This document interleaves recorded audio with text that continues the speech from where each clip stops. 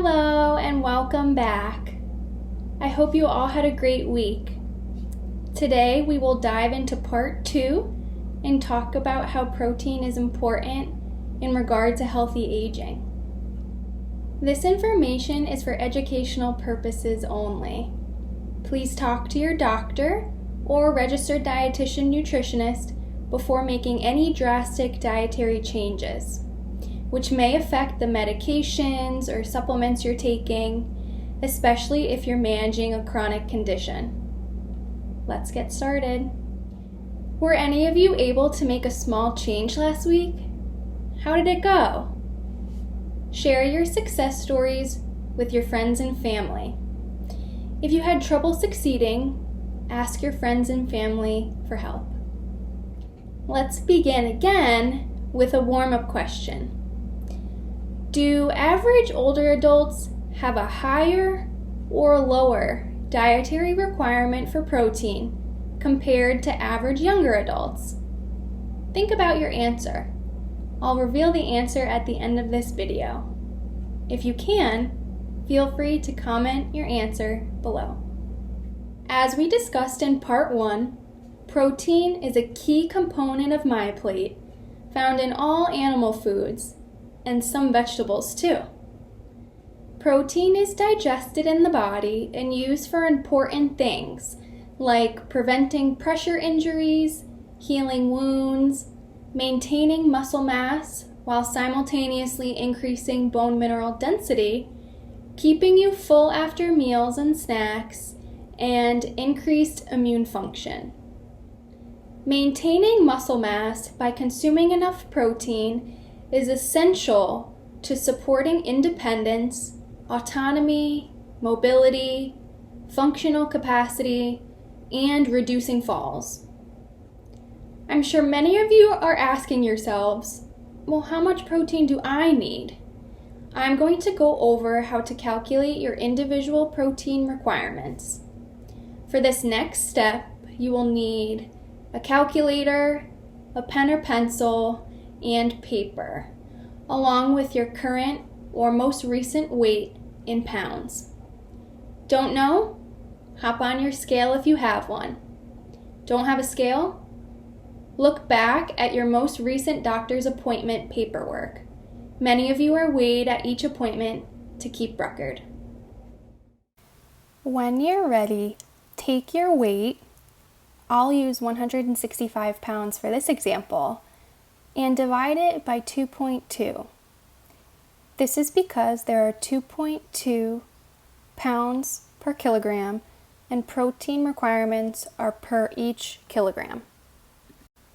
Now take the number that you got for your answer, I got 75, and multiply that by 1, which will stay the same at 75, and multiply it again by 1.2 to get 90.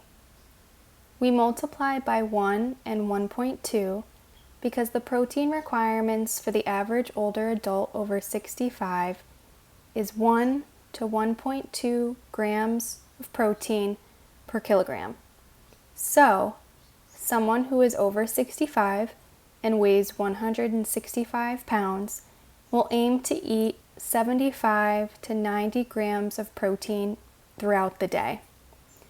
Current scientific research supports eating more protein, but 75 to 90 grams can be difficult for someone to achieve.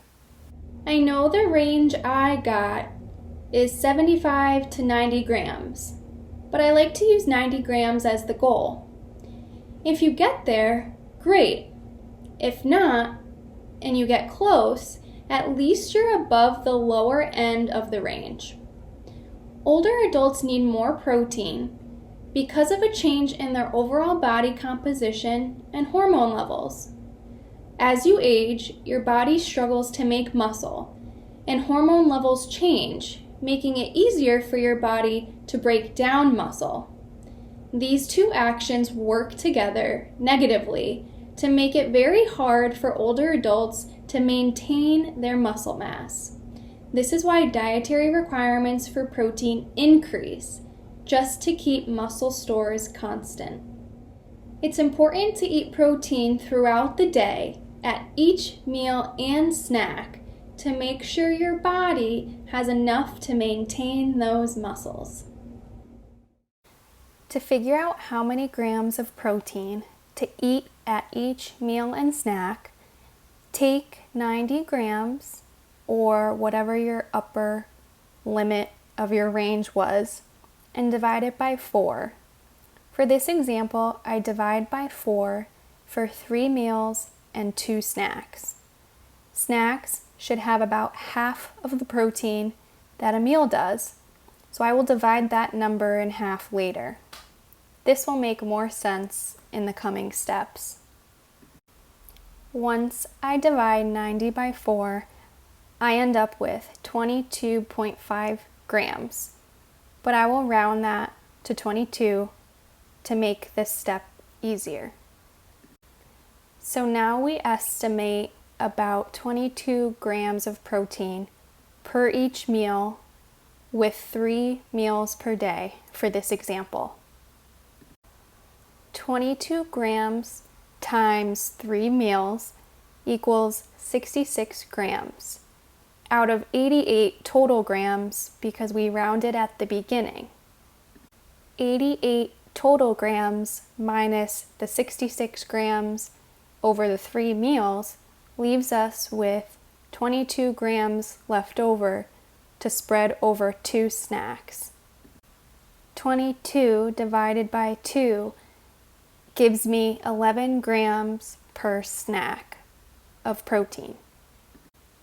So, putting all of this information into one place, your daily goal for this example is incorporating 22 grams of protein into your breakfast, 11 grams of protein incorporated into your snack, 22 grams of protein incorporated into your lunch, 22 grams of protein incorporated into your dinner, and maybe you have a snack between dinner and bed that incorporates 11 grams of protein as well. When choosing protein options, lean and low fat are good choices. I'd now like to give you examples of these, which I like to call eat more foods, while eat some foods have moderate fat and eat less foods are higher in fat. I believe all foods fit. Follow the eat more, eat some, eat less rule to reduce your risk of cardiovascular disease. Eat more eggs, egg whites, fish, shellfish, chicken, turkey, lean beef and pork, fat-free or low-fat Greek yogurt, fat-free or low-fat cottage cheese, tofu, tempeh, lentils, beans and peas, and low-fat cheese. Eat some Canadian bacon, meat jerky, lean deli meats, and protein powder. And try to eat less lamb, full-fat cottage cheese, sausage, bacon, any fried meat, high-fat ground beef, and high-mercury fish like mackerel, swordfish, and ahi tuna. It's important to have meals and snacks that include protein and carbohydrate components, especially after exercising. We will talk more about this in part 4. Some snack examples include cheese and crackers, apple or banana and peanut butter, and a protein smoothie with Greek yogurt and berries. Here is the example of the protein smoothie. For ingredients, I used a half a cup of plain Greek yogurt, which has 11 grams of protein, half a cup of 1% low-fat milk, which has 4 grams of protein, and half a cup of berries. Blend it all together and enjoy. This has a total of 15 grams of protein. which makes a pretty good snack. If you don't have a blender, just put yogurt and berries in a bowl with a side of a glass of milk. While I support a whole foods first approach, if you find it difficult to reach your protein goals, talk to your doctor or registered dietitian nutritionist about protein supplements if it fits for you. Please remember to drink plenty of water as you increase the amount of protein in your diet.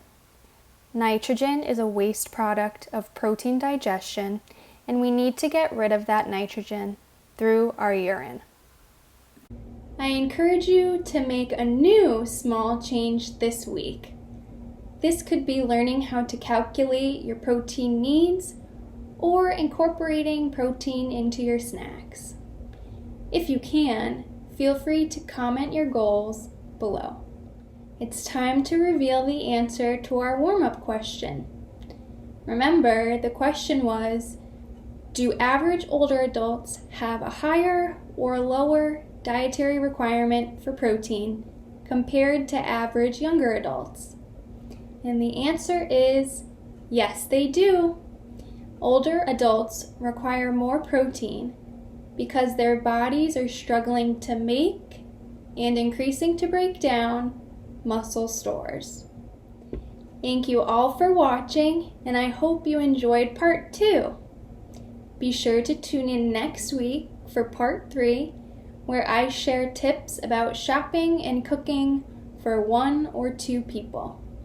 If you have any questions, please consult your doctor or registered dietitian nutritionist. See you next week.